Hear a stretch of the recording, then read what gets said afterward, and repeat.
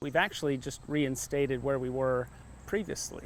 Gettysburg National Military Park is reimposing mask mandates in certain areas. The trigger, says Park Superintendent Stephen Sims, is a rising transmission rate in Adams County. Previously. So when we were in the high transmission rate, we had the same masking requirements and had lifted them when we had dropped below into moderate.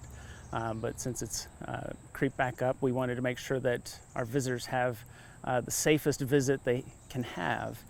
All the restrictions are in open places you wouldn't think of as infection vectors, but they have something in common: crowding.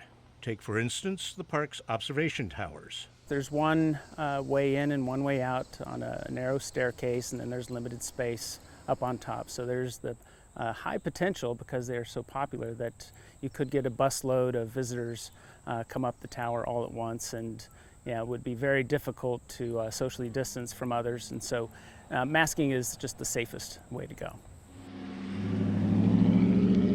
Little Round Top, also very, very popular destination for our visitors, and rightly so.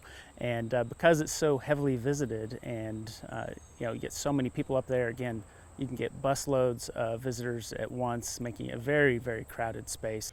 Two monuments also make the list. Both the memorial to the 12th and 44th New York Regiments on Little Round Top and the Pennsylvania Monument near the high water mark have issues with their observation decks and how you get there. There's a narrow staircase to get to the top of that monument, and potential for overcrowding on that space. So out of an abundance of caution and for the safety of our visitors, masking is required. Sims says they don't want to have to force people to follow the rules. We want to educate and advise people of their own safety and the safety of others, and ensure that they understand the park rules and why. Because again, we want our visitors to have a very safe and enjoyable visit here in Gettysburg National Military Park.